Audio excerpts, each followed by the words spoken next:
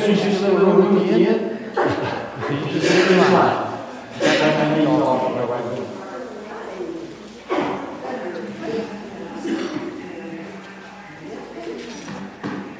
Welcome. This is you.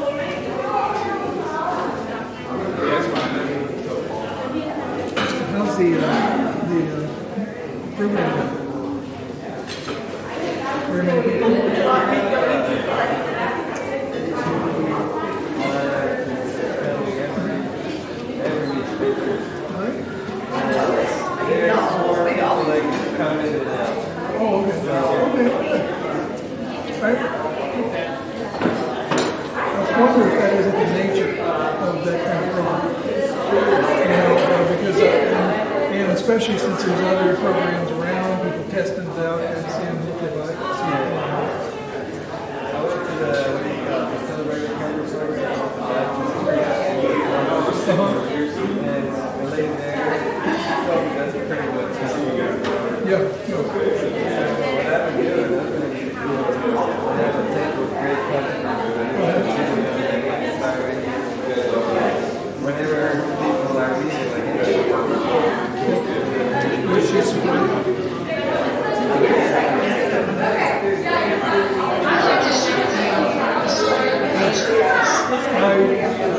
Do a PSA with them too, and she recorded it. And if you'd ever like to, I could, to record it for you, and I'd be happy to do that. I think what she did is good. Okay. I'm actually going to read it. I'm not as happy with the voice, with the piano, but it'll say pretty much the same thing.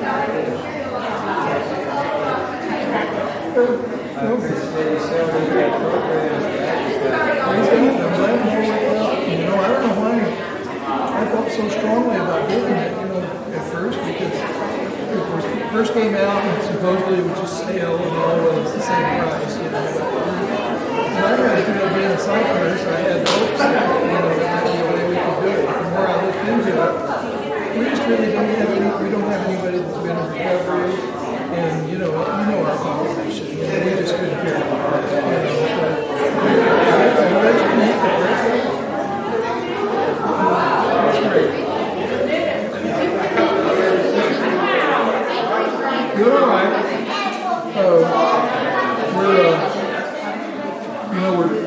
pastors that too. And so, what did you think of the idea of splitting the vision?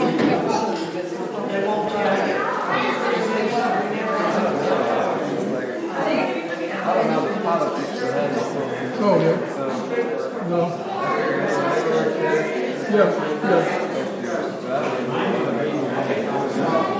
Well, for one thing, the church here wants to have Sabbath school first and worship like they do over there, and Bonneville didn't do much.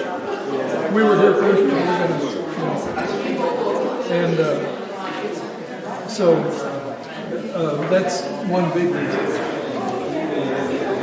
And then there's a little bit of difference in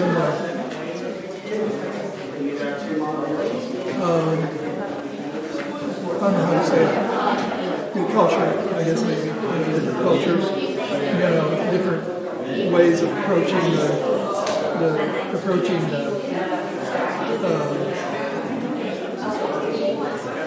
truth. I mean, you know what I mean, kind of, but it's just, they've been a more liberal church, and it's very family oriented,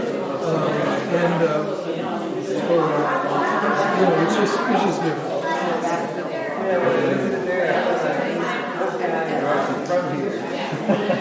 Right.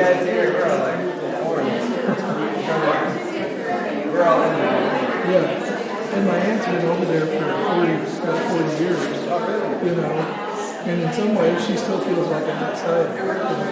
Just kind of, her family oriented and friends, little plates and stuff. Why don't we sit down and eat before the church? I just wanted to check in.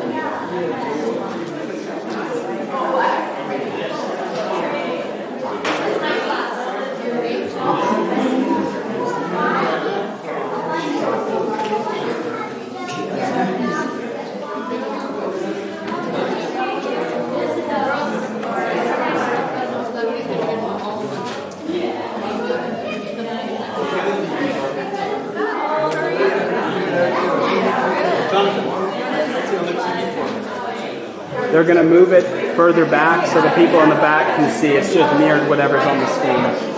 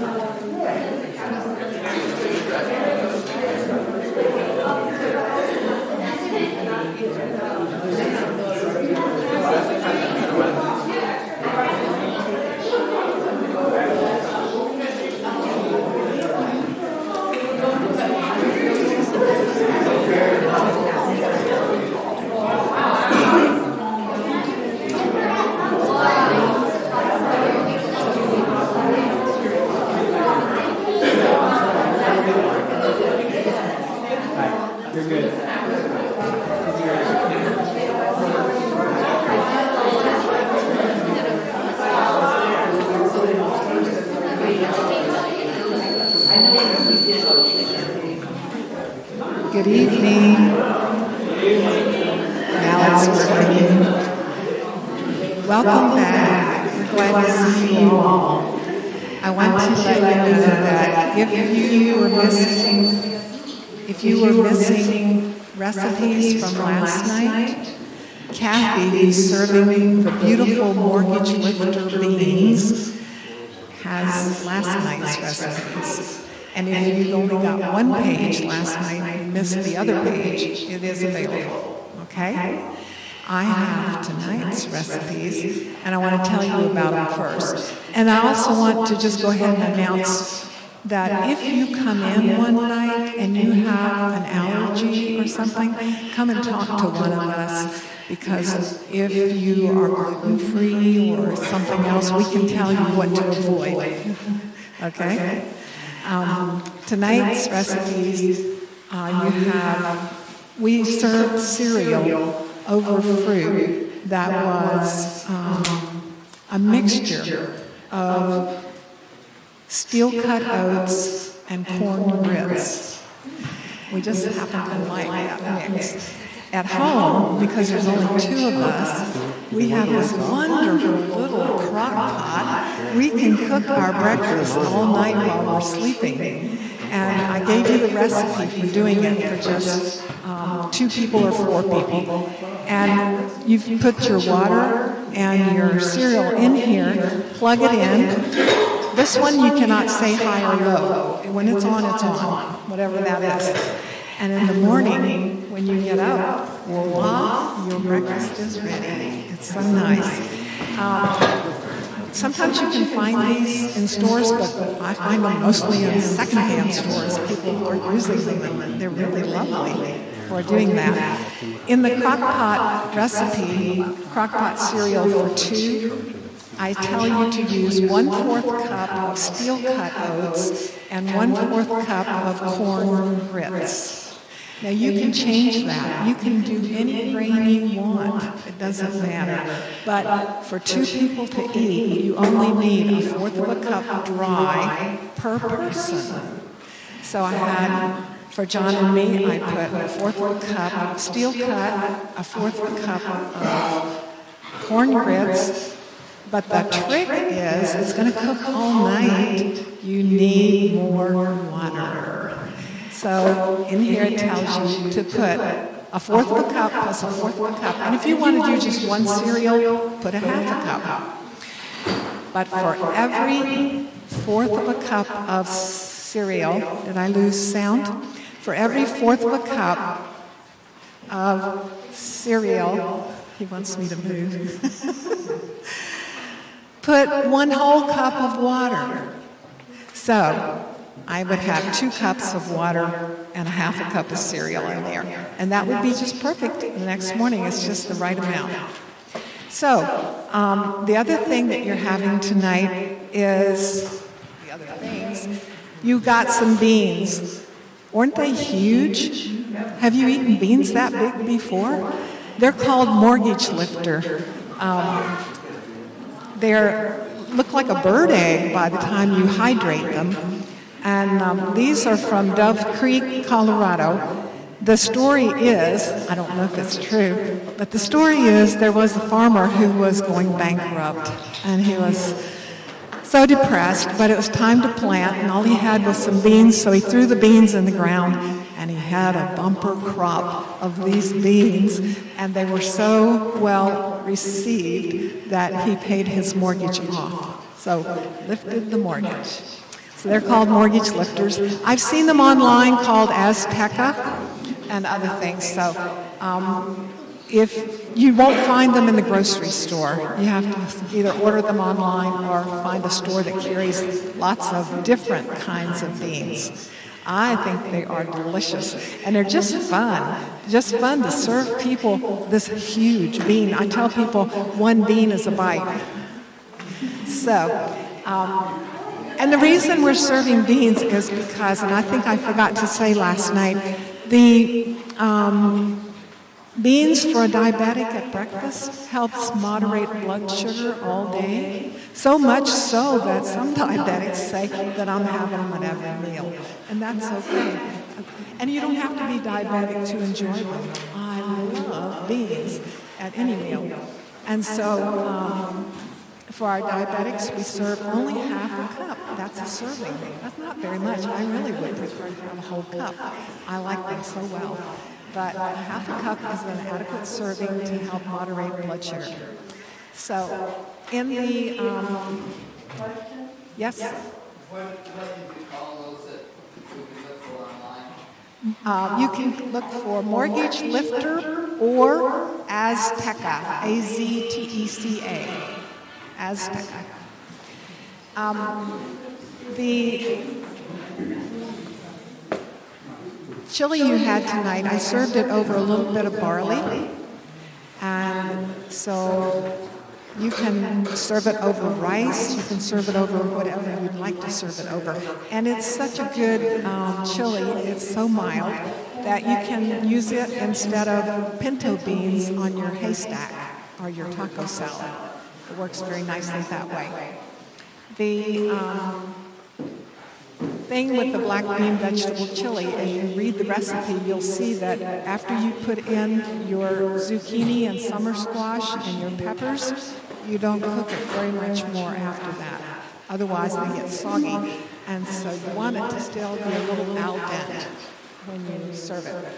So if it's left over and you have to heat it again, it's going to be not quite as al dente. You also had tonight hummus. And on the sheet, we have the recipe. It's very, very easy.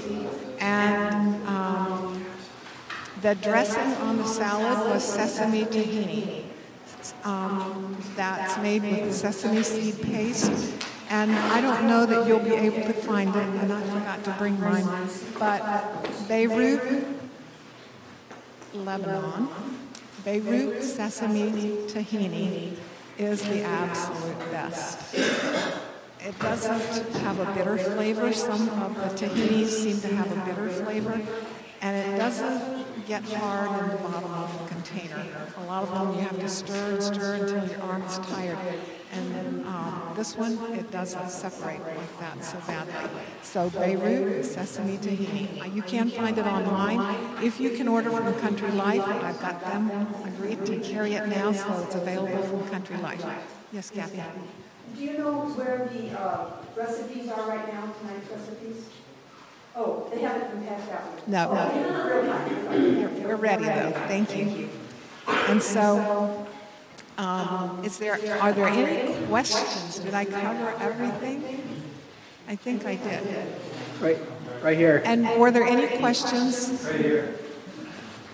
Mr. Bird. Oh, yes, I'm sorry. Are corn grits a whole grain?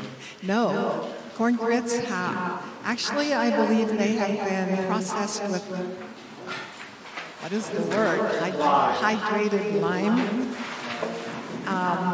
And so they're not. And the steel cut oat, it's not a whole grain. It is a whole grain, but it's been broken. And so it's more refined. So what would be the ideal? Serve the whole kernel of corn. That's a little more challenging to cook for breakfast. But for the oats would be to serve oat berries. Oat groats, as they're called, oat groats. So yes, thank you. It's not a whole grain. It's broken, more refined.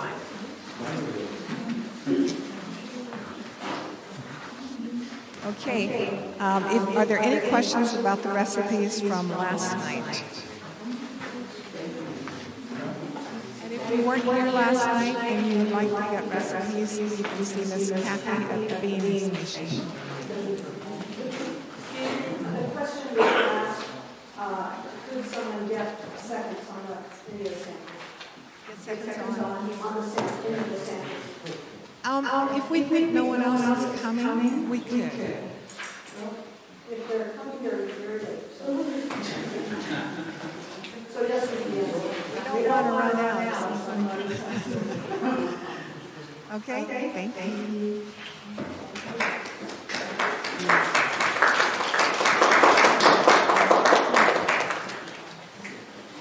Thank you, Ms. Sally.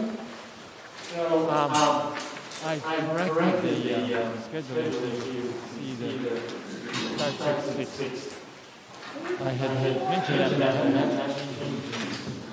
All right, so tonight, what's our topic for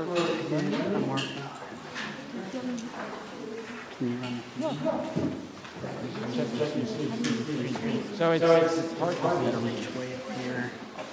And So what we're going to do three things. We're going to have a presentation on from the CHIP, the Complete Health Improvement Program. We're going to have about a 20-minute, and then we're going to have a presentation I'll give you about your two hearts. Do you know you have two hearts?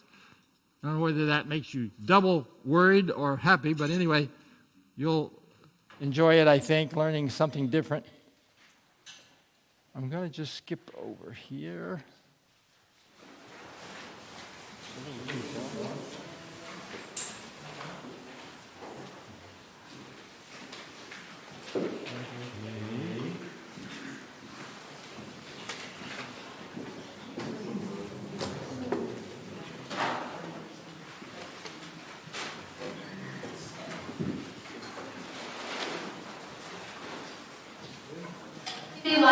This remain a fact. What can turn a needed health into a dangerous cure? Come on, and how can something that makes sex hormone helps build cell walls and contributes to strong bones also choke off oxygen and damage vital organs and tissues? It's cholesterol, a white waxy kind of a fat that is manufactured in our bodies. It's cholesterol. There's both hero and villain. We cannot live without it. In excessive amounts, it can kill us. Some years back, Dr. William Connor, an eminent cardiologist and nutrition researcher at the University of Oregon, told me, he said, Hans, if there ever was a... Either he has a speech impediment or we need to do something. So while we figure that out, I think I'll just go ahead and give you... So we're going to turn these around and maybe the... just try it again. All right. Human disease that could be produced in animals. It is atherosclerosis. And if there ever were requirements for this disease that have been isolated, they are fat and cholesterol in the diet. Animal studies. Yeah. But what about human studies? Well, let me share with you something about this famous man, Dr. Ansel Keys, considered by... Okay, so we'll come back to that. So I want to talk to you about your two hearts. Okay? And you can see here from the title slide that one of them is in your chest and the other one is in your cranium. You know, the scripture talks about it as a man thinking in his heart. So I don't know if you've ever thought about that. And in parallel between them, that's what I'm talking about. Now, you probably know that heart disease is the number one killer in the United States. In fact, it's the number one killer in the first world, not just in the United States. And the culprit, what causes a heart attack, is actually that little brown clot in the middle of that vessel. Did you realize that before the heart attack happens in most people, the heart itself is actually quite good? The person would have, say, been killed the day before in a train wreck, would have donated that heart and put it in somebody's body. So the point is, the culprit is this blockage in the artery. By the way, can you notice that the outside wall, look how big that artery is, and what's blocking all of this? It's called an atherosclerosis, but we also most call it a plaque. And not only, here's this big vessel, and there's just a small little passage. So if you had an angiogram, you might have, the experts might have said, oh, you have a 90% blockage, 85%, you know, that's what that means. So if they say you have a 90% blockage, it means that only 10% of the blood flow that you normally have is actually getting through there. And so you can understand why they want to do something about that, open that up. So one of the hearts, of course, resides in the chest. This is the heart that we're all familiar with. Let me tell you a couple of facts about it you may not be aware of. It beats over 42 million times a year. maybe 4 billion times in a lifetime if you live to 72, which is sort of more or less the average age. It works constantly without any maintenance. You don't have to call the mechanic or the plumber. Amazing machine, isn't it? You realize if it stops for a few seconds, you pass out.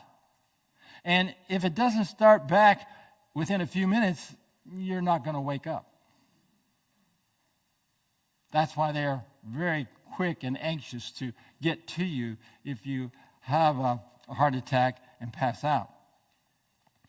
Now, there's another heart that resides in the cranium, okay? In the frontal lobes of your brain is the executive center of your body. That's where you have the power of choice actually takes place there.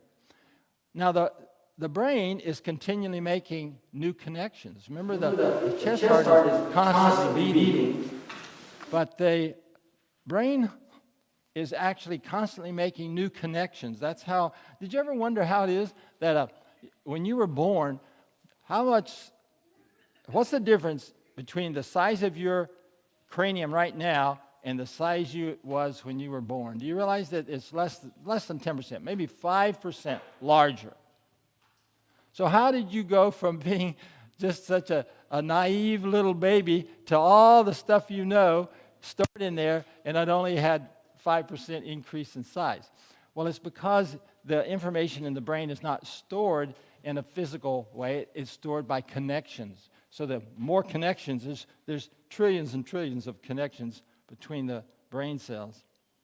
So a few years ago, I think when he was president, if I'm not mistaken, President Obama declared that it was the age of the brain. We started deliberately to do research specifically on understanding the brain much better. The National Institutes of Health doing lots of research on it. And so we now understand the brain much better than we did before. Did you know that we now have the technology to be able to hook you up to the right electrodes and to a computer, and they can tell with 90% accuracy what you're going to say before you say it. Now, it's only a few milliseconds, but it's before you speak, the computer will say what you're getting ready to say. Now, my wife, Sally, she's very practical. She says, well, if you wait a millisecond, you'll know exactly what I'm going to say. And that's true. But for people who cannot speak, this will end up being undoubtedly some remarkable asset.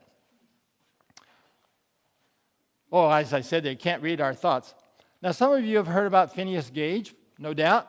Phineas Gage has become somewhat famous or infamous. It looks like here, like a soldier, right? He's got his gun there. But actually, that's not a gun. That is a tamping iron. This was the tool that he used in his work. Phineas lived in the 1800s, and he worked on civil engineering projects, we would call them today. And they used dynamite to break up the rock and the dirt before they could shovel it away. And his job was tamping the dirt down on top of the dynamite in the hole, and then everybody would clear out and they would set off the dynamite. And but one day, while he was doing his job, that rod became a missile because the dynamite went off while he was tamping on it.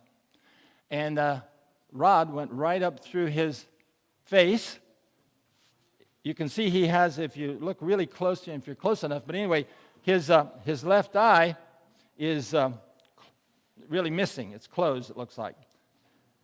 Here's this is from a paper that was just published 10 years ago, 2012. We're still studying Phineas Gage's injury. Why in the world are we studying this man's injury from over a century ago now? Well, the reason is, by the way, you can see here they simulated where it went up. See, right up basically through the zygomatic arch and up then through and came out the top of his head.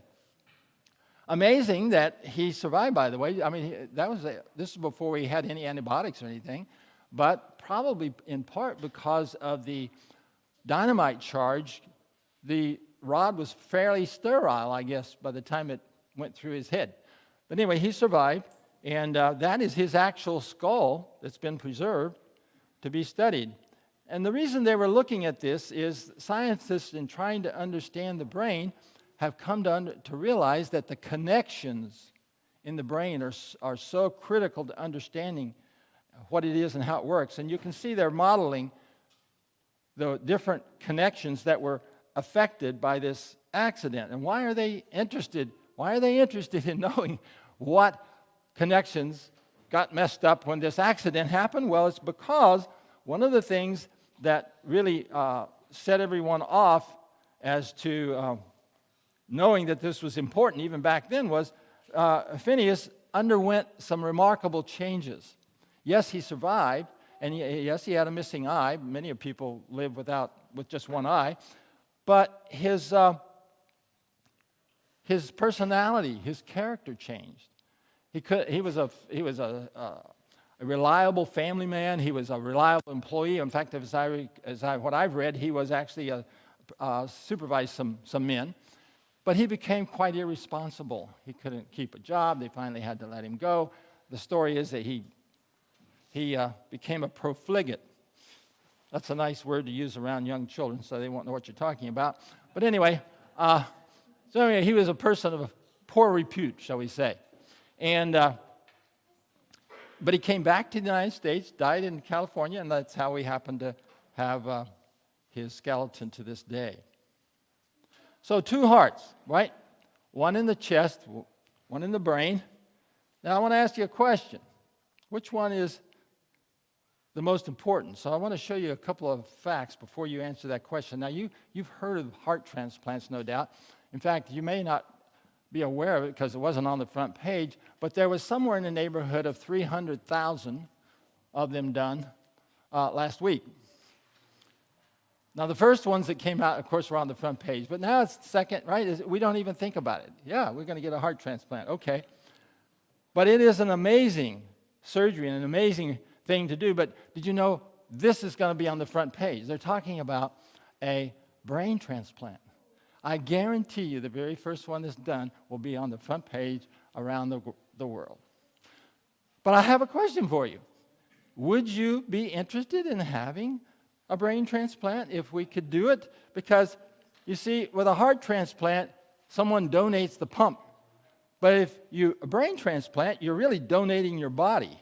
It's like somebody else's brain in your body. So it's funny to me, we call it a brain transplant, but really it's much more like a body transplant. Because, I mean, we know that we reside in our brain.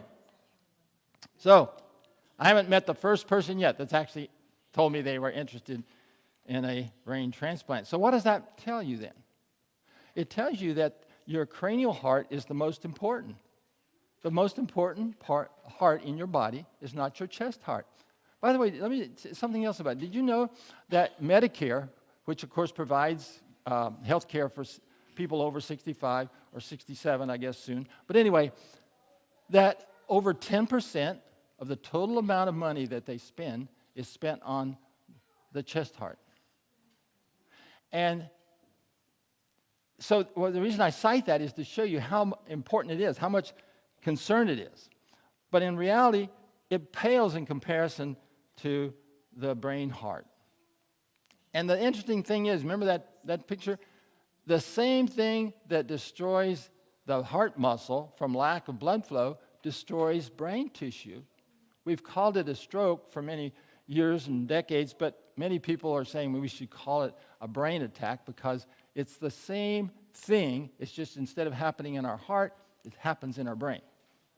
Now, I can remember before I was a physician, I used to see people that had a heart attack, had relatives of a heart attack, and some that had a stroke, and I thought to myself, boy, I'd much rather have a heart attack than have a stroke because I don't want to lose my brain, lose my head, whatever. Well, after what I'm going to show you today, I changed my mind. I would rather actually have a stroke than a heart attack, and I'm going to show you why and see if you don't come to the similar conclusion. So here's the same kind of a thing. This is basically a cartoon picture showing a blockage in the carotid arteries. So let me show you now another. So what I'm doing is I'm building a case. I'm showing you facts. Many of them you already know. I'm just bringing to your attention. Now this is probably a new one you don't know about. And then we're going to look at the implications of those facts. What do putting them together tell us that you didn't know before? So there's a 90% correlation. This is just a little graphic illustration. And when you have a 90% correlation between the size of the plaques in the artery, in the carotid artery, okay, these are the ones right next to the skin. You can easily feel your pulse there. We can use ultrasound and we can look at the walls of your carotid artery and see if you have plaque in your arteries with ultrasound. Well, here's what the reason we do that is that we can do that ultrasound on your carotid artery and get a nice picture, and if we see plaque, we know there's a 90% chance that you have plaque somewhere else. Where? Well, in your heart, in your kidneys, wherever. So there's a correlation. The disease of atherosclerosis is not a local thing that only happens in one place. It happens to the body gradually, all of it, okay? All right, so this is an important point. There's a correlation. Now, the two hearts are affected differently by a lack of blood flow, right? What is the most common effect from a blockage in your chest heart? Well, I just pushed the button too soon. It's pain. So when you have a lack of blood flow to your heart muscle, you're going to have pain. It can be in your jaw. It actually can be in the back sometimes. Feels pain back there and by your lower part of your shoulder bone, as we call it, scapula. It can be in your arm. And it can be in your chest, too. Many people say it feels like an elephant was sitting on my chest. I don't know what that feels like, but a lot of pressure. So let me ask you, what happens when you have a lack of blood flow to your brain heart? Well, you could say, well, it must be pain. Well, let me tell you something before you give that answer. I was a privilege to go back to school later in life. So I was a student in medical school watching surgeries, and I remember watching neurosurgeries, and also I did some rotations in my residency. So I saw expert neurosurgeons operating on the brain. And one particular doctor that I had the privilege of watching and working with had a reputation of being amazingly effective at helping with movement disorders, okay, like Parkinson's and other kinds of movement disorders. And he was able to drill a hole in the skull, put the person to sleep first, drill a hole in the skull, and put some probes, some wires in there. And he knew somehow he knew where to put these, because what he would do then is he would have the anesthesiologist wake the patient up. I remember when I was in the room, and I didn't know all this. I'm telling you now, right? I'm seeing this doctor just drilled a hole and put some wires in somebody's head, and then told the anesthesiologist, wake him up. I'm like, wake him up. He's going to be screaming in pain. But he woke him up because he needed to have him voluntarily move some things so that he could figure out exactly where he wanted those probes before he put the voltage on it that would destroy, we call it a blate, would destroy a few brain cells that was causing the problem. And so they woke the man up. Okay. That's enough of the story. There's more to that fun story, but that's enough. You can see it's not pain. There's no sense of pain inside the dura mater, the lining of the brain. So the pain that you feel when you hit your head is not from the brain tissue. It's from the skull and the et cetera. Well, let me tell you another little story before I answer that. You should go to medical school sometime. It's really fun. But anyway, so another thing that we saw when we were doing some training about the brain was a video that had been made, and a doctor was talking to a volunteer patient who well, it was a volunteer. I believe it was a patient. But anyway, this was a perfectly coherent man sitting there in a chair. They were conversing, and then he said, so he had agreed to this study. And what they did was they had these little cannulas in his carotid arteries so that they could introduce carbon dioxide into the blood flow to the brain. Now, if you put carbon dioxide in the blood, what's going to happen? You're going to have less oxygen. So it was a way to deny his brain, in a controlled way, to deny his brain oxygen. And so they just turned it a little bit. You could see the meter was just barely turned on. And then he was talking to the man about just different things, conversing. And so at one point he says, ask him about his car. He says, oh, yeah, I have a car. He says, well, how do you start the car? And so he was asking him just ordinary questions anybody could answer, right? And he was having trouble. He says, and he was going like this. He couldn't say keys, right? He couldn't say, you turn the key. So and I have a senior moment now and then. I do the same thing. I'm talking to Sally. She doesn't know what I'm talking about. No, I'm just kidding, of course. It's not that bad. But the point is, we've all had this where we can't, what is the thing called? So, well, that's what happened. And then as they kept turning it up, he got to where he actually couldn't understand what was being said to him. Now, turns out that the first symptoms that occur are not pain from lack of blood flow to your brain.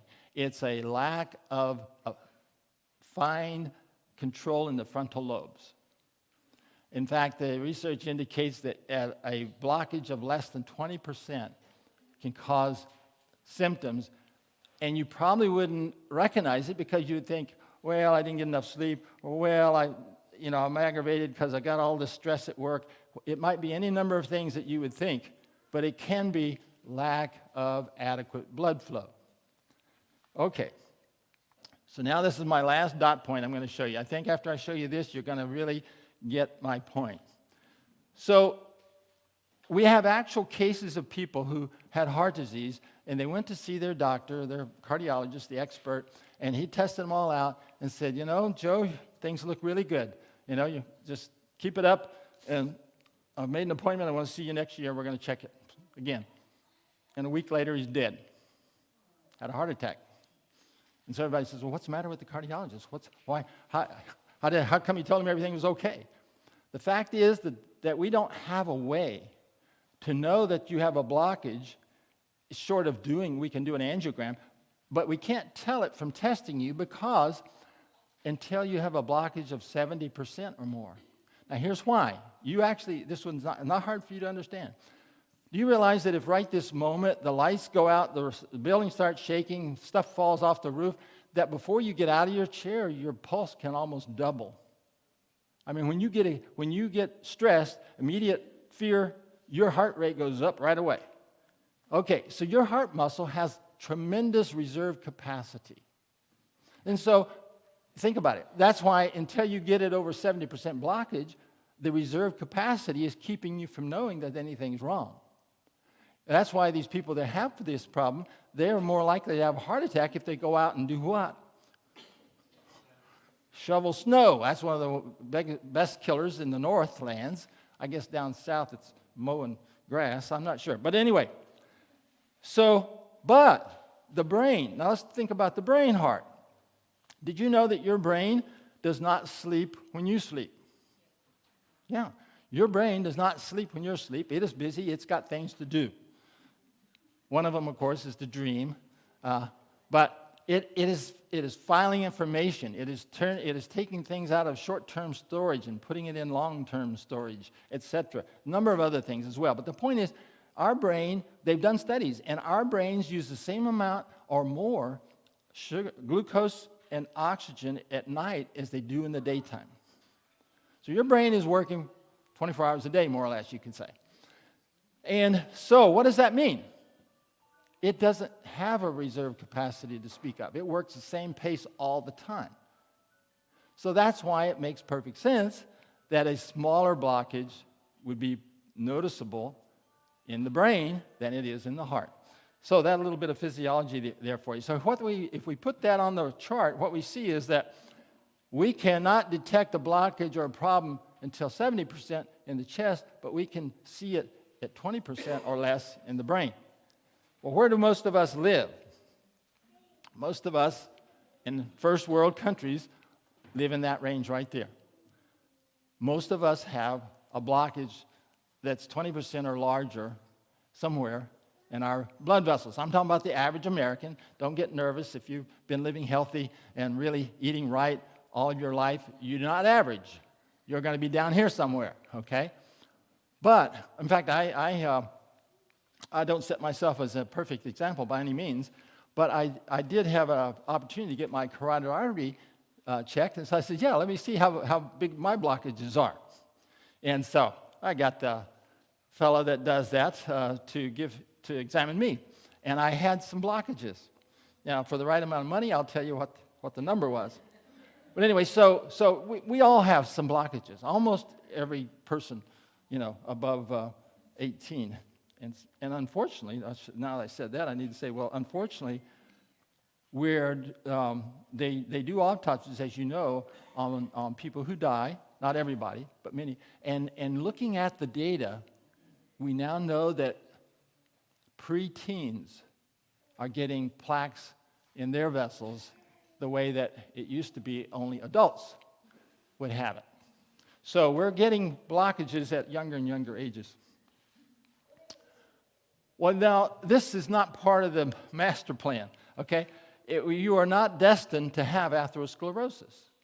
People say it's a disease of age. Well, it's not a disease of age. It's a disease of poor lifestyle over time. So, I love what Dr. Esselstyn says.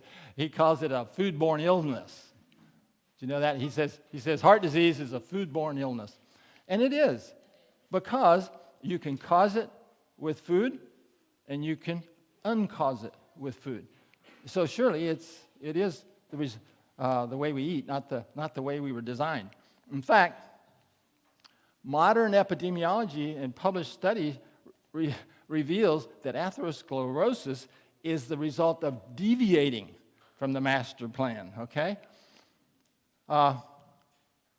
In fact, one of the most ancient historical records sums up what 95% of what epidemiology has discovered, and that's right here in Genesis. And God said, I've given you every herb that yields seed which is on the face of the earth, and every tree whose fruit yields seed. To you it shall be for food. I'm going to show you that we have scientific evidence of the validity of that statement, which is very interesting. So here he's talking about, right, fruits, grains, vegetables, nuts. We studied nuts a lot at Loma Linda, so we know quite a bit about nuts and their beneficial effects. Well, now Harvard Nurses Health Study, they have about 85,000 nurses that they've been studying for decades, and the health professional follow-up study, that was about 42,000 doctors, dentists, and what they found from this over 120-some thousand was that every daily serving of fruits and vegetables reduced the risk of heart disease by 4%. 4% for daily serving. This is not a single serving that you had last month. It's the servings you have every day. So you can actually figure that out for yourself. So here's what it looks like if you graph that out. 4%. This was the data that they found, the number of servings. You notice that actually this is greater than or equal to 8. In the nurses' health study and the health professional follow-up study, there was not very many people who ate more than 8 servings of fruits and vegetables a day. Don't hold your hand up, but I'm just curious. I suspect we have some here who eat considerably more than 8 servings a day. Do you know what the average is for America? Right now, the average servings of fruits and vegetables per day, I want to just whisper it, it's 2.6. Yeah, it's less than 3. Okay, I see 2 hands. Yes. What is a serving? Is that avocado? I love that. I'm going to, don't take me seriously, but I'm going to pick on you for saying that. Yeah, but anyway, there is the dietitians will tell you exactly how much it is. Okay, so it varies from food to food. Okay, like a serving of nuts is 28 ounces, but a serving of apples, I think, is one apple, if I'm not mistaken. But I'm not a dietitian, so I can't tell you exactly. There was another hand. I was actually going to bring up the same question. Many fruits, it's only half of the fruit, except when there's Yes. small ones. So you can collect a lot of servings if you're a big fruit eater. Yes. Yes. And that's, I mean, that's, yeah, I guess that's good. So, what are they eating if it's not fruits and vegetables? I mean, bread is not considered, I assume bread would be considered fruit or vegetable. No. It's not plant-based, it's actual fruits and vegetables only. It's not just plants-based. No one has asked me if this included grains or not. I'm not certain, but I believe it's only fruits and vegetables that are in this. I'm not saying that nuts and beans and grains don't have value, but in this particular study, they were looking at fruits and vegetables. Yes, sir. Do you realize that even if we eat a lot of grain, most of the way we eat it, we make it harmful to us. I'm guilty. I like to eat bread. You can't make bread with whole wheat berries. You have to grind them up into a powder. And when you do that, it dramatically changes how it affects your blood sugar. And so if I really wanted to have the most optimal consumption of grains, I would eat them whole. In fact, before I got married and didn't have a wife that knows how to grind flour, that's the way I ate my wheat. I put it in a crock pot with water and cooked it all night and ate it in the morning, whole wheat, really intact whole wheat. Anyway, those are interesting questions. I don't know the answer. I can. There's the reference there, and next time I'll be prepared. I'll look that up before I give this talk again.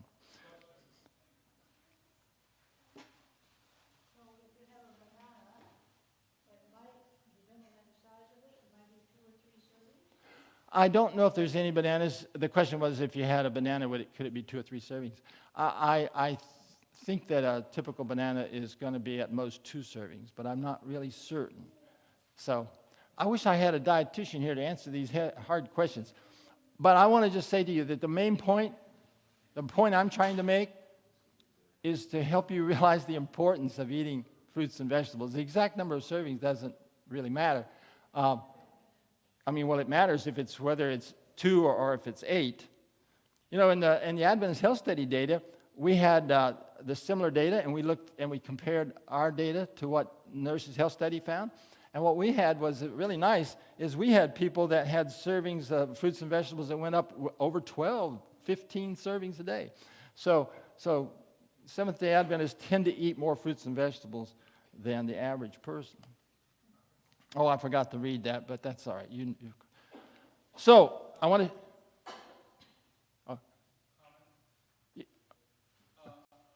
So I don't know if you're going to talk about it, but as far as the number of servings goes, half your plate should be fruits and vegetables. That's the present recommendation. Yes, and the present recommendations should be considered a minimum. Yeah, but yes, the reality is that we want to have most of our food on our plate be fruits and vegetables, some nuts, and some intact whole grains. That would be optimal, okay? And every deviation from that detracts somewhat, okay? Okay. So I wanted to show you another study. I consider, the reason I like to show you studies is anecdotal stories are very nice, and some of them are very accurate. They tend to be a little bit like catching fish. Every time you talk about it, it gets a little longer sometimes. Anyway, but with studies, we have the exact numbers. We know what they did, who they did it to, and what the results were. And so I like to use that kind of data. So in this study, it was a randomized trial. Do you know why a randomized trial is important? Why is a randomized trial so important? Well, the reason is that anytime you take 2 groups of people, there will be differences between them that you're not aware of. It's like these are called biases, right? So like one of the things that is so common is that when they're doing medical studies, sometimes they will study the people in the hospital because they're handy, they're there, and so they do studies. Well, but that's bias because now you're looking at sick people. And yes, the things you find with sick people doesn't always carry over to healthy people, and that's called the healthy worker effect. Is that so? If I do a study where I only get people who are employed and working, I'm going to get a different profile of the population than if I take a cross section of everybody, including retirees and young people and so on. So when you randomize, you take a group of people that are all different, and you randomize them to the two groups. You randomize those effects that you don't know are there. That's the reason we do it. So a randomized study has a lot better chance of isolating the thing that you're looking at. And if you don't randomly assign them, you can encounter these biases. So in this study, they had 28 patients that were assigned to the experimental group, which was basically a lifestyle program, the Ornish lifestyle program. Low-fat, vegetarian, smoking cessation, stress management, and moderate exercise. And they did not receive any medications. This study was done in the 1990s. There was 20 assigned to a usual care. They were getting the usual care, whatever their doctor basically instructed them to do. TLC stands for Therapeutic Lifestyle Change. So they actually got instructions on how to make some healthy lifestyle changes, but they didn't get any direction or training. Whereas the experimental group, they joined a lifestyle program.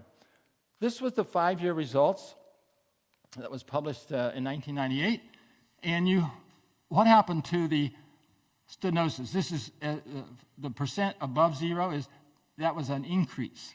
The one below 0, that would be a decrease in the blockage. So what happened? Well, almost 28% increase in blockages in 5 years with usual care. I would like somebody to tell me, what's the end point? If this continues, what's going to happen? They're going to have a heart attack, exactly. Probably about 30-some% will die. About 30-some% of people, the first and only symptom of a heart attack is death. And so that's why we try to avoid it. What's happening over here to the experimental group? Well, their disease is actually reversing. The blockage is getting smaller. So you can see why this really got a lot of attention, and it still is to this day. Question? I've heard that there was a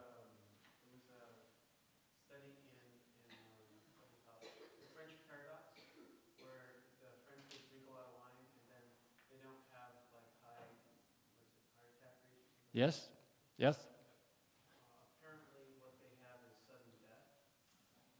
So instead of it being categorized as heart attack rates, categorized as...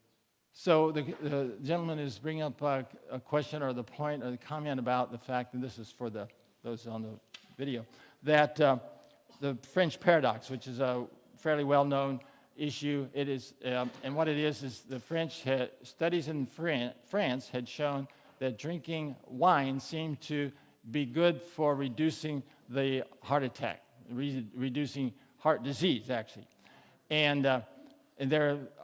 So there are a number of things that have been actually found that explain that. That's turned out the reason they call it a paradox is because it seemed to be contrary to everything else we understood. And now we know that that was largely produced by some bias that they weren't aware of in this study. And so, yes. And then, by the way, if you want to be safe, some people say, well, I just want to be sure, so I'm going to drink some wine. You actually can get the same effect from grapes. You do not have to ferment the grapes to get the benefit. So if that's something you want is the benefit, although the studies now indicate we're not sure that that was actually real.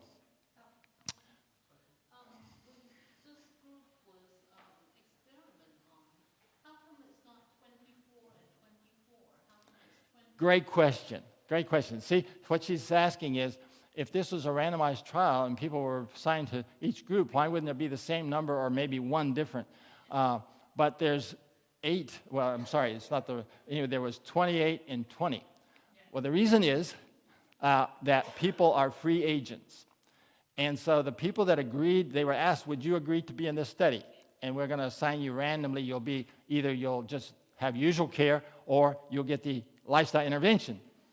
And when the people were assigned, some of them said, well, I'm not going to do this if I can't have the intervention. And so there were less in the control group because they dropped out or didn't want to participate. I had the same thing. We did research on diabetes in the Marshall Islands, and there were a number of people that agreed that they would be randomly assigned, but when they got assigned to the control group, they weren't happy with that. And so, when people can do they're adults, they can do what they want. Okay, so here's the problem. Knowing versus doing. I mean, I'll be the first. You don't have to have anybody else in the audience. I can talk to myself. I know a lot more than I am consistently doing. Now, before you think I was having confession to the Father, I want you to know that we're in the same boat, okay? And so I want to show you some of how we can help this. Knowing what to do to have health is only part of the problem, right? Doing it is the bigger part. And I've been doing lifestyle medicine for, 20 years or so, I guess, as a physician, and this is quite true. My biggest issue is helping people do two things. One, understand what is actually the facts indicate would be a healthy thing to do. That can be confusing, especially in this world of all kinds of crazy stuff out there. The internet is full of junk. Fortunately, it also has some very good stuff on it, but you have to figure out what's really correct. The second thing then after that is, how do I implement a change in my habits? Habits are a wonderful thing. Do you realize that you can drive safely, mostly on habit? It's when some terrible thing happens, or there's lights flashing, or there's crashing sounds. You're not going to go by habit at that point. You're going to be awake and alert and doing whatever you think is best. But most of us driving down the road, everything's smooth. We're actually driving by habit. You're not thinking about, I need to turn a little bit left. Nope, there's a bump, I need to turn a little bit right. You're just driving. Okay, so anyway, habits make life much more doable.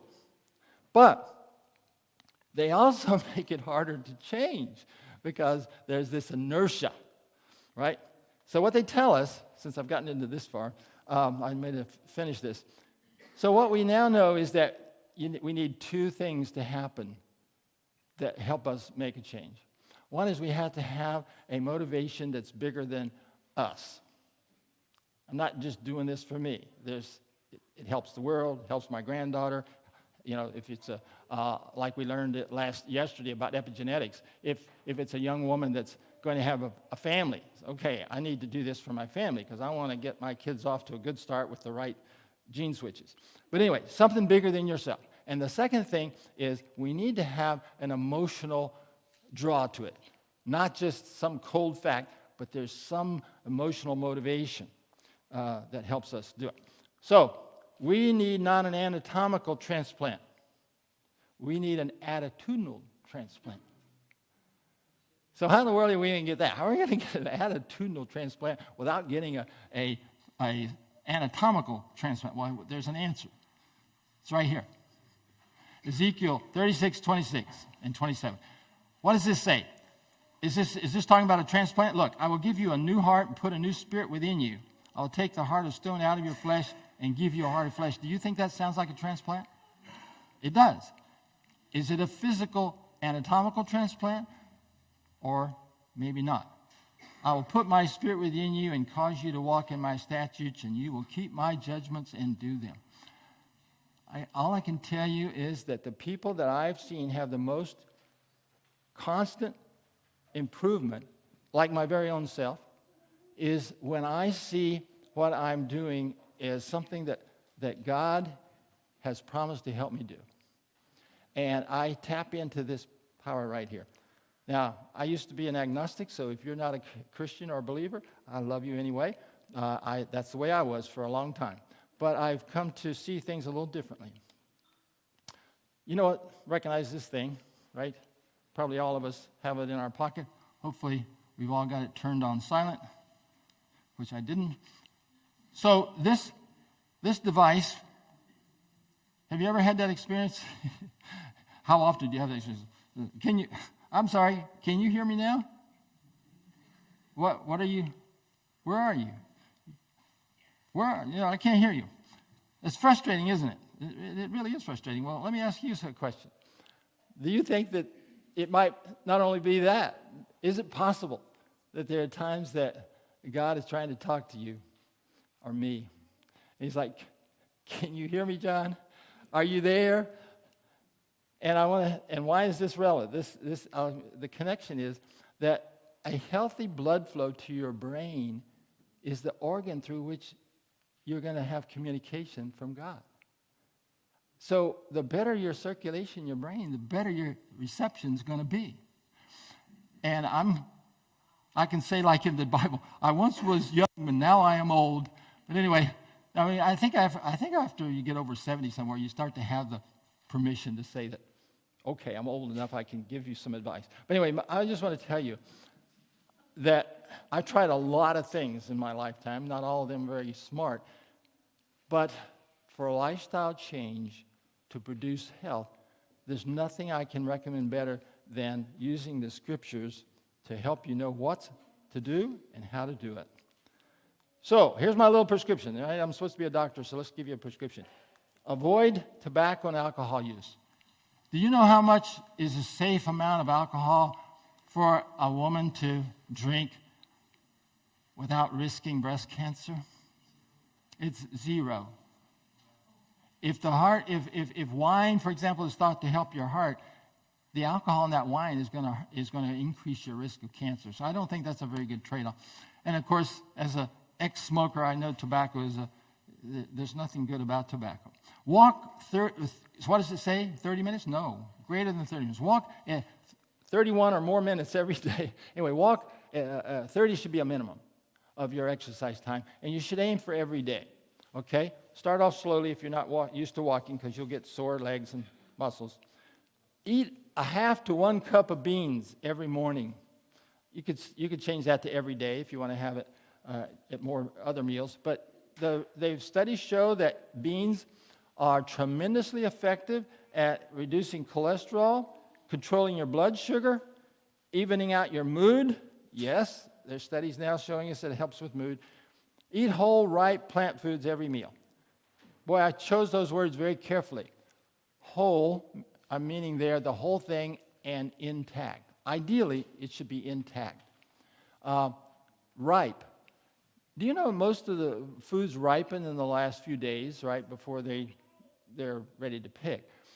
In our modern way of handling foods, plant foods especially, we have to pick them before they're really ripe because they won't travel so well. And then and what happens in the ripening process is that's where a lot of the flavor and the sugars occur. The food that's ripe, really ripe, tastes better than food that wasn't ripe. So and what does that mean? It usually means local or my own garden. You know, if I grow it myself, I can pick it at its prime. So one of my friends says that if you want the best sweet corn, the only time between when you pick it and when you put it in the pot would be the time walking from your garden to the kitchen. Anyway, he's making a sort of an extreme joke, but the point is the sooner you do, the more ripe you pick your corn, the better it tastes. Avoid fats. Well, okay, what are we talking about? I'm talking about oils, meats. And you say, oh, no, meats. It's funny to me. I have talked to bodybuilders, and they talk about how they want to be sure that they get their protein, so they eat meat, right? I say, you do understand, right, that soybeans have more protein, percent of protein than meat. And meat has 70 to 85% of most of the calories are fat. They're not protein. But it's true, there is more protein in a steak than in a salad bowl. But if you really are after protein, meat is not the best source. Lard, maybe you don't even know what that is anymore, but in my day, lard was a real common fat in the kitchen.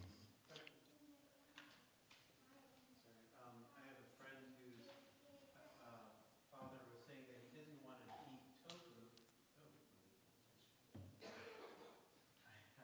He didn't want to, your friend who didn't want to eat tofu. Right, I've got a friend whose father doesn't want to eat tofu because he says it's unhealthy. Something about carrageenan or some other thing that has like estrogen hormones or something like that. Yeah, xenoestrogens, Okay. And so is that going to create any problems for him, or is it toxic, or Yeah, is well, it- I've had people ask me about the ill effects that they've heard about soy. And I want to point out that just like any other food, there's two kinds of soy. There's soy that's whole and intact, like edamame, for example, is what they call the whole soybeans, green. And there's TVP, tortured vegetable protein. Right. So anyway, if you process the beans to death, that death passes probably on to you as well. In other words, I'm not recommending it in any way what I say that you should eat a lot of tofu or these veggie meats, we call them. But I want to point out something. I had this one lady, she came to me, and she was typical, that's why I'm mentioning her. It's typical of others that have come to me. Says, I have my teenage son is decided to become a vegetarian. I think he's even going to be a vegan. And I'm really concerned because, he's still developing, and I don't want him to have any problems. And so I said, well, you know where we have the highest population rate on the planet?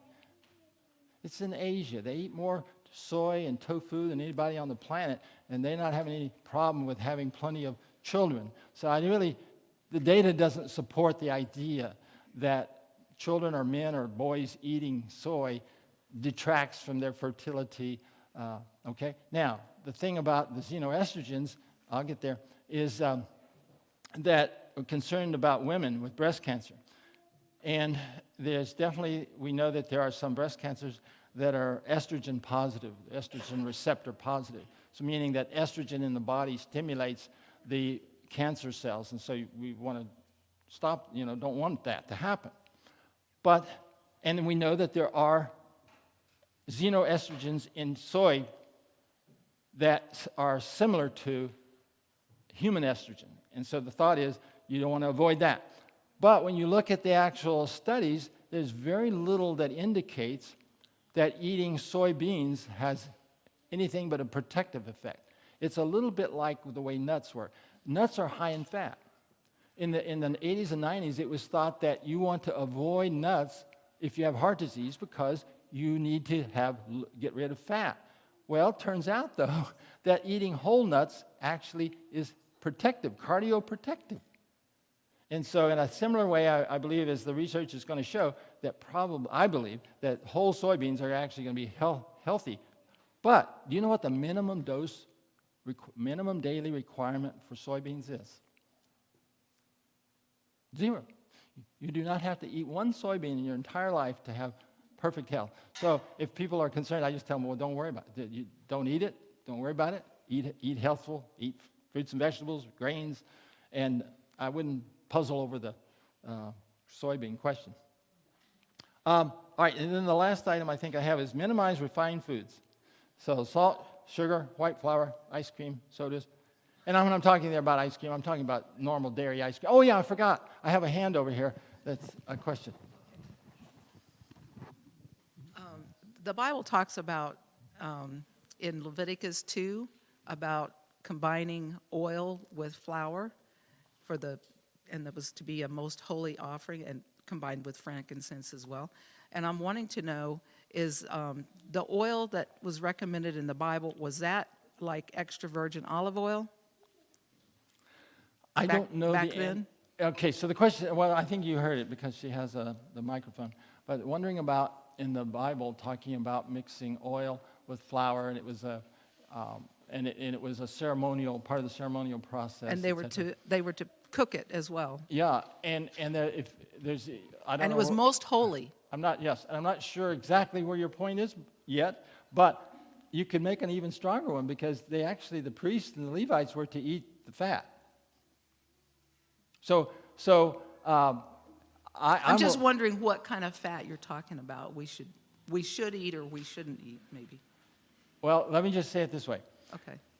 Studies show every kind of oil that has been studied, when you eat oil, which is expressed out of the plant. I mean, I don't know any food that it just naturally drips oil. Okay, I think you have to squeeze it or heat it or do something to get it out. When you take the oil out of the substance or out of the meat, I mean, when I eat my share of bacon, and you could squeeze a bunch of bacon, and stuff would come right out of it. I didn't even have to cook it to get it to come out. So, any kind of oil that we've tested, person putting in their mouth and eating and swallowing, we can detect a change in the ability of their blood vessels to dilate within minutes that lasts for hours. Now, I don't claim to believe that everything in the Bible was given because it was the most healthy thing to do. I don't know that, so I'm not able to connect. I'm not able to tell you whether it was good or bad that was told. I read the same Bible. I recognize that was there. I don't understand it all. Okay. I also know this. On the experiments, were they using the extra virgin olive oil that we've tested, cold pressed? We've tested. It's been tested with the most extra virgin. What's it? EVOO? Extra virgin olive oil. And cold pressed and all that. It has the effect of numbing the endothelium so that the blood vessels don't dilate as well as they do without the oil. You eat the olives, you don't get that effect. Okay. Yes. Okay. Well, I think we're through. Yes, go ahead. What about He's got avocados? What about avocados? Yeah, avocados are great. And nuts are great. Yes, so maybe I need to change that slide. Let me see. Avoid fats. Okay, so I am going to change that. I'm going to say free fats, okay, or express fats. Yeah, we need fats. In fact, there's essential fatty acids, right? So we all need to eat some of it. Boy, I kind of goofed up here, didn't I? All right, so I'll close that out. Should we try the video again and see how the sound is? I don't know if there's any difference. I'm going to back it up a little bit. So in case there was any question about point I was trying to make there. Is this, no, it's 329. I'm just trying to share with you the facts from some of the studies that were done on heart disease and risk factors for heart disease, okay? And of course, I'm a vegetarian. I'm what might be called by some people a total or complete vegetarian. Some people want to call it vegan, but I'm not really vegan because I wear leather and do some other things. But I'm totally plant-based by choice. But every now and then, I found out that I had a little dose of some animal food, and I don't cringe. I just continue on. But the point is, so by choice, I'm a plant-based. But that is based on my religion. I don't have proof that you have to be a total plant-based diet to be healthy. I don't think that proof exists myself. But there's plenty of evidence that it is very healthy. The question is it the only way? So when I run into people who want to eat different than me and be healthy, I just share with them the evidence. And then they say, well, why are you totally plant-based? And I tell them, well, I'm a Seventh-day Adventist Christian. I believe, based on the teachings of my faith and my religion, that plant-based diet is optimal. So I don't know where you all stand. Yes? So you don't think Enoch and those patriarchs were not all plant-based? That's why they lived that long? There was two words I didn't understand, so go ahead and repeat it. The patriarchs lived a long time. Yes. Were they not all plant-based then? From what I can read, I wasn't there, so I really can't tell you from firsthand, obviously. But what I read of sacred history is that there were plenty of people who were living hundreds of years long that were not vegetarian. They were eating animals. But the patriarchs, the faithful, as I understand it, were plant-based. I mean, they were following the counsel that God gave. Now, after the flood, God even told the obedient that they could eat the clean animals. So I assume that they were eating clean animals. But that's, when you look at the chart, that's when the lifespan went from centuries to 175 years like Abraham. But I ponder that question. I don't think I know the answer exactly. Okay, I'm going to try this. I'm going to try this again and see how the... What can turn a non-needed healthful substance dangerous killer? Come on, and how can something that makes sex hormones, helps build cell walls, and contributes to strong bones also choke? So, I think that's distracting. We could play it, if he has another microphone, we could play it off yours and just hold the microphone up to it, probably, and disconnect. Okay, we have that microphone. Oh, he's got it. Can we use your microphone? Let's see, how would we... No, I guess that... It's HDMI. We don't have a way to separate it, do we? Yeah. All right. So if what we could do, though, is take it off of the... So we did all this to show the slides on the video, the live stream. Live stream. Any ideas on what we could do to get that sound? Play it. Here, I'll play it. And you can. Breaks up. Oxygen and damage vital organs and it cuts out for a second. Okay. Yeah, let's just go here. I'm going to learn something new here.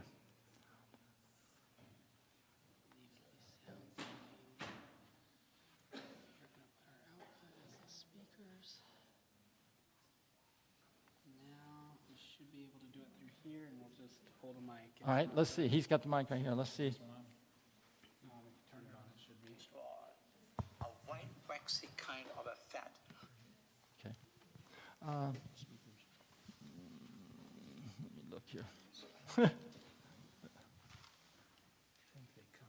Right here, right there. All right, I'll put it over the edge. Let's see if this will work. That's manufactured in our bodies. It's cholesterol. There's both hero and villain. We cannot live without it. In excessive amounts, it can kill us. Some years back, Dr. William Connor, an eminent cardiologist and nutrition researcher at the University of Oregon, told me, he said, Hans, if there ever was a human disease that could be produced in animals, it is atherosclerosis. And if there ever were requirements for this disease that have been isolated, they are fat and cholesterol in the diet. Animal studies, yeah. But what about human studies? Well, let me share with you something about this famous man, Dr. Ancel Keys, considered by many the father of epidemiology. Here's what he did. In a monumental population study, he observed over 12,000 middle-aged men in 7 countries over a period of 10 years. And here are his findings. Countries with diets high in saturated fat, coming mostly from animal products, and with diets high in cholesterol, coming exclusively from animal products, had also high cholesterol numbers and high rates of heart disease. Conversely, countries with diets relatively low in saturated fat and low in cholesterol had also low blood cholesterol and low rates of heart disease. You know, when they looked at differences in the average blood cholesterol levels between these different population groups, they found that 80% of that variance could be explained by differences in their usual diet and especially in their amount of saturated fat. You know, during his 10-year study, Dr. Keys found that the rate of fatal heart attacks in Finland, for instance, was 14 times more common than in Japan. Well, what about the cholesterol levels? Was there any difference there between those countries? Oh, yes. And how? The Finns averaged about 264 or 6.6. The Japanese men at that time averaged only 144 or 3.6. That's about half the amount between those two countries. What about the saturated fat? Was there a big difference there? Oh, yes. You should have seen it. The Finns then consumed 22% of their total calories as saturated fat. The Japanese then averaged only 3%. And interestingly enough, while most Western diets today contain close to 40% of their calories from fat, the Japanese diet, on the other hand, then contained only 10%. Let me take you to the more recently conducted famous Mr. Fit study. They collected data on 350,000 American middle-aged men for 6 years at a cost of over $150 million. And here's what they found. They found that the higher the cholesterol levels, the higher the risk for a fatal heart attack. To give an example, in the 35 to 39-year-old group, they found that those with cholesterol levels over 245, that's like 6.3. When compared to those below 181, that's 4.6, had an 8 times higher relative risk. Furthermore, they found that 25% of all the fatal heart attacks occurred actually in people with cholesterol levels between 180 and 210, or between 4.5 and 5.3. Now wait a minute, that's pretty low, isn't it? 25% of the people in this relatively safe cholesterol area of 180 to 200, or 4.5 and 5.3, had heart attacks? Wait a minute, would you really feel safe at the currently recommended level of 200? Listen to this. In rural China, where heart disease is difficult to find, the average cholesterol levels there are less than 125 or less than 3.2. But wouldn't it be safer to have average cholesterol numbers from countries where heart disease is rare, instead of from a country like the United States where every third person dies from the disease? Is it really safe to use an average number like 200? You know, at the same time, leading researchers have stated over and over again that much of our heart disease could be eliminated, arrested, and reversed if blood cholesterol levels could be maintained below 150 or 3.8. Let me give you some examples. Here's Dr. Scott Grundy, chairman of the National Cholesterol Education Program, who wrote, quote, over 90% of heart attacks could be eliminated if blood cholesterol levels could be maintained below 150 or 3.8. And here is Dr. Caldwell Esselstyn from the Cleveland Clinic. He wrote, to arrest and reverse heart disease requires blood cholesterol levels below 150 or 3.8, end of quotes. Here's my question. Isn't it time we got those cholesterol levels down to the more ideal level of 150, that is less than 3.8? Wouldn't you rather be safe than sorry? Wouldn't you rather aim for ideal numbers than settle for normal numbers, numbers that may only be normal for populations where every third person dies from heart disease? Now, when it comes to cholesterol, you don't want to be normal. You want to be ideal. Let me ask you another question. Did you know that for each percentage point drop in cholesterol, there is at least a 2% drop in heart attack risk? That means then a 15 to 25% drop in high cholesterol alone would drop your risk of a heart attack by 30 to 50%, isn't it? Well, you may have been wondering, what about heredity? After all, my father had high cholesterol and now I have high cholesterol. Don't you see the similarity? Oh, yes, I do. But don't we share more in our families than only a common genetic background? Don't we also share a similar lifestyle and a similar dietary pattern? You know, actually only 5% at most of our cholesterol numbers are explained by genetic influences. Now let's summarize. While we need cholesterol for physiological functions, too much cholesterol can lead to atherosclerosis and with that to many circulatory diseases such as heart disease and stroke. We now understand much better that genetics actually play a relatively minor role and that cholesterol levels are largely under the control of our lips. Furthermore, studies suggest that the higher the cholesterol levels, the higher the risk of cardiovascular disease. And elevated cholesterol levels are needed to cause various coronary risk factors to accelerate cardiovascular disease. We also know that each percentage point drop in blood cholesterol will drop the coronary risk by at least 2%. And here are the best news. Cholesterol levels kept below 150 or 3.8 have been shown to be primarily involved in the reversal of cardiovascular disease and its underlying atherosclerosis. That means we can actually show and prove that many of these plaques can begin to melt down as we make some simple lifestyle changes, and that is exceedingly good news.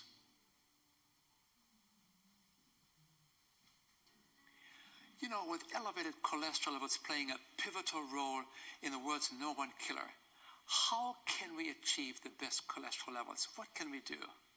Well, did you know that the liver makes more than enough cholesterol for all of our body functions?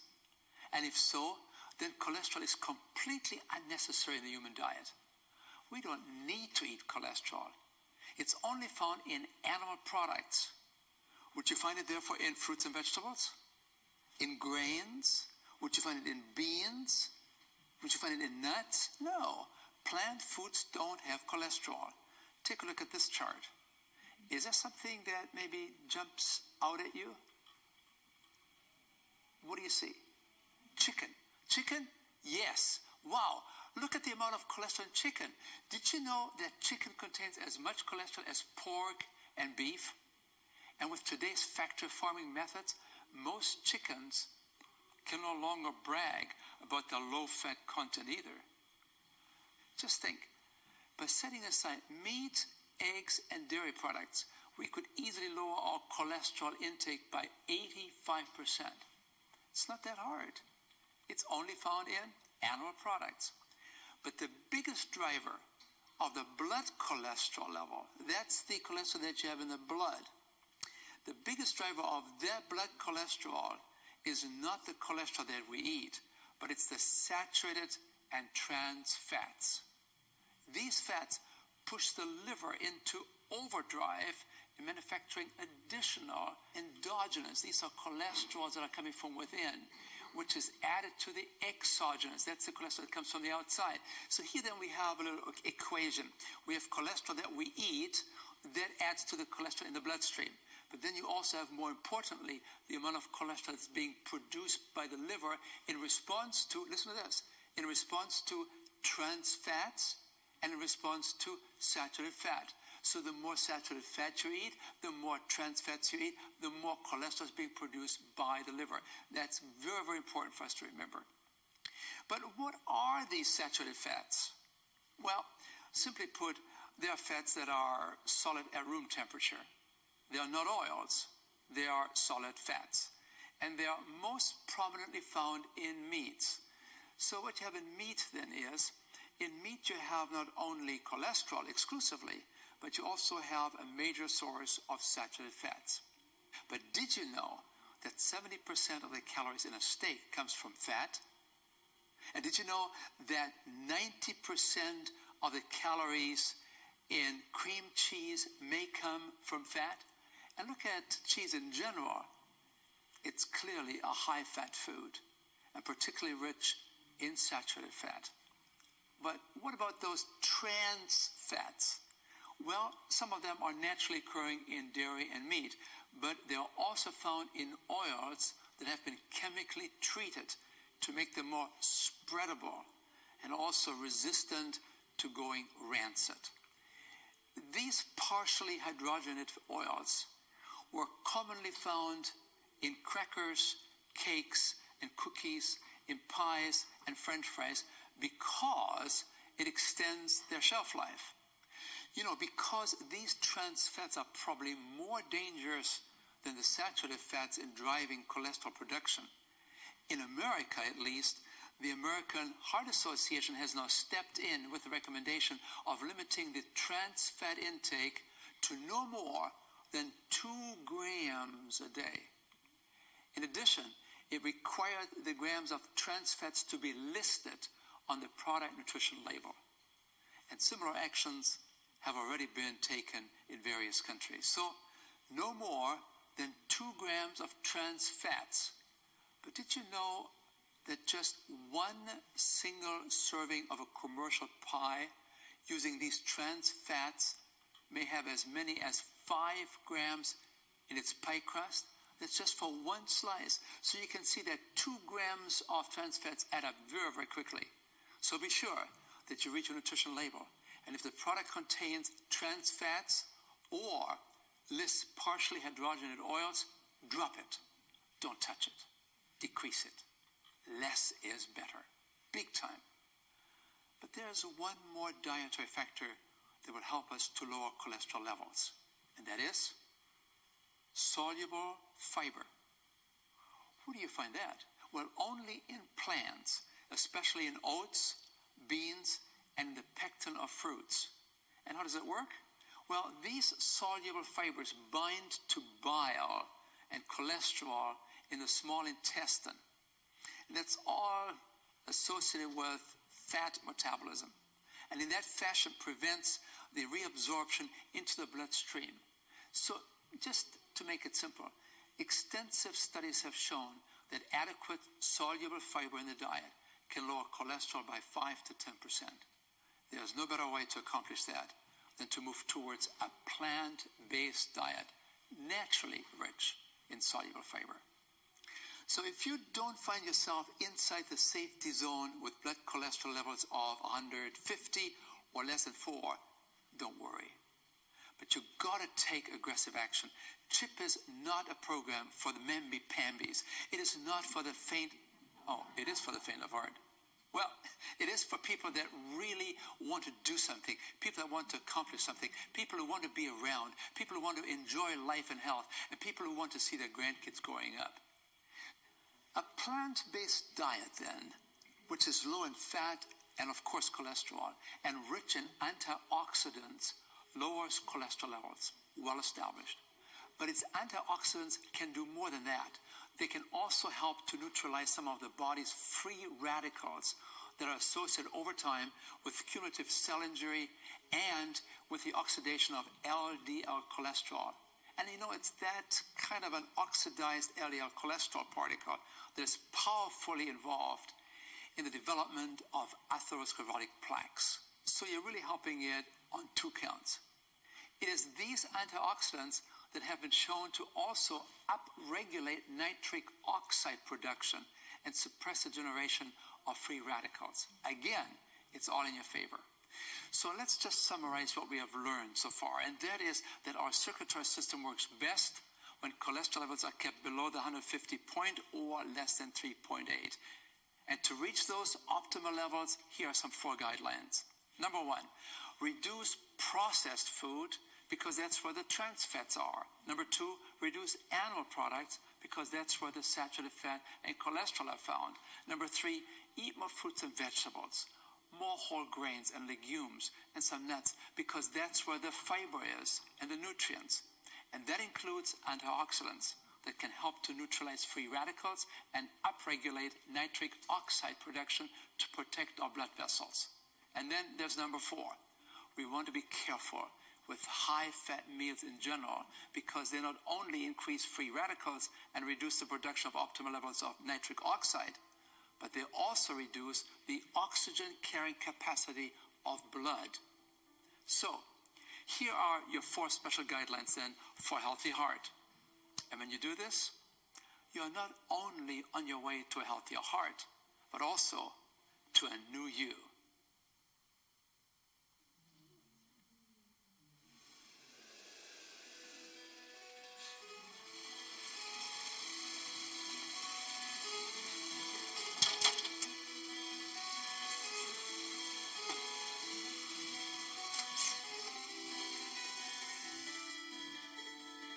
Whenever I see a road like this lined with rubbish bins or trash cans for my American friends, it always reminds me of the inside of our blood vessels and how they can be lined with plaque.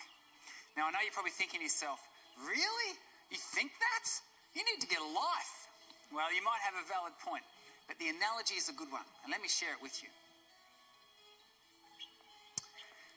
It's well known that high levels of cholesterol in our blood is not a good thing because it increases the formation of plaque within our blood vessels. But it's not just cholesterol, it's also a type of transporter of cholesterol that's very, very provocative. It's called LDL, or bad cholesterol, or sometimes the little devils.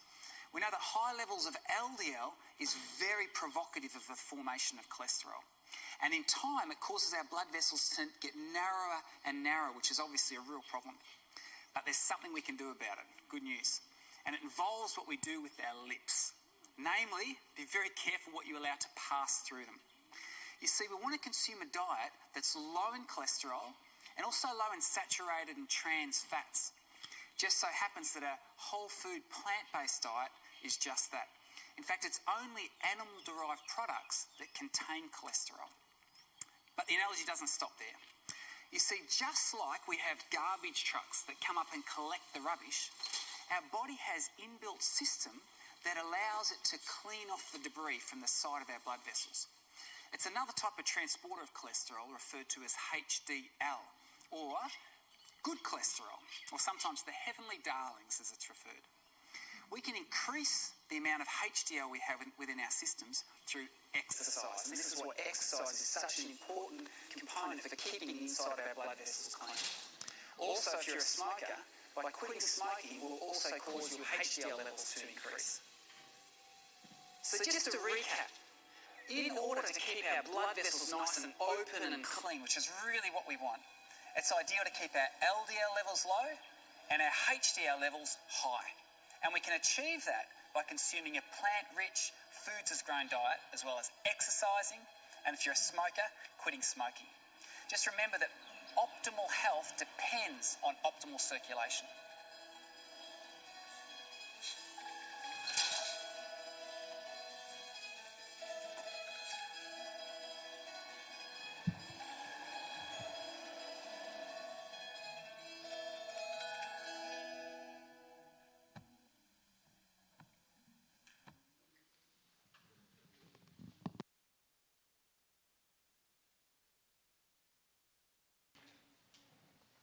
So, it's 7:58.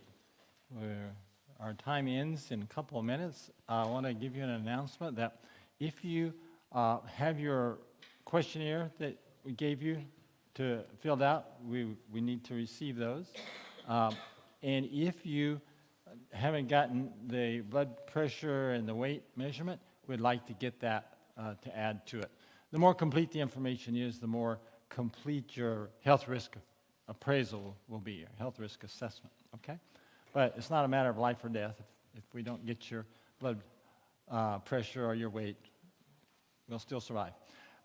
Did anyone want to share a thought or a question about this, the video that we saw here, the Complete Health Improvement Program?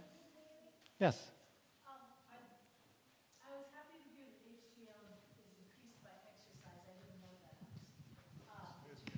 I just said I was happy to hear that the HDL is increased by exercise. I didn't know that. I wanted to know, though, they didn't talk about triglycerides. Will you be covering that at another time? Not specifically, but triglycerides do have an impact on plaque buildup and the risk of heart disease. In the formula that we have for calculating the risk, the triglycerides have 1/5 the impact of the cholesterol. So it is a factor, but it's much less significant than cholesterol.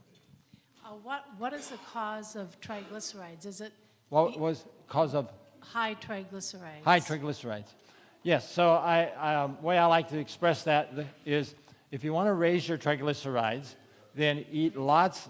Yes, so you're going to do the opposite, right? If you want to raise your triglycerides, eat lots of simple sweets, candies, hard candies are really good at it. But anyway, you want to, so in other words, what raises our triglycerides, because triglyceride is simply a form of fat in the bloodstream, is if we eat a lot of sweets, that will tend to raise our triglycerides. It also raises our blood sugar, but you were asking about triglycerides. What about a lot of fruit? Does a lot of fruit raise your triglycerides? No, fruit actually tends to reduce triglycerides in a normal, healthy person. Now, a person has some kind of an enzyme deficiency or something, there might be people that it wouldn't be good. But for the average person, no, that's not going to change it. Well, it'd probably lower the triglycerides, actually. I think I saw a hand here. Yeah, he's going to bring you the mic. That was my question. If fruits did it, but fruit juices, would that? Yes. So he said his question was going to be about the same thing. Thank you for asking. And that was about fruits and vegetables. And then he asked something different. He said, what about fruit juices? And whereas eating an apple or an orange or a banana would tend to lower your triglycerides, eating apple juice would tend to raise it. Why would that be? Sugars. Right. The sugars, they have been simplified. It's refined. Yeah. And so I'm glad you asked the question, because it's why I said candy. You know, I didn't say that you should eat dates. You eat dates, they're not going to raise your triglycerides nearly as much. They will raise it some, but not nearly as much as sweets. Yeah. Okay, well, listen, thank you much. If you want to come over here, we'll get and you want to get your blood pressure and your weight. And if you have your paperwork, you can leave it on the table over here as you go out. And we're going to put that into the computer tomorrow and give it to you tomorrow night. Thank you.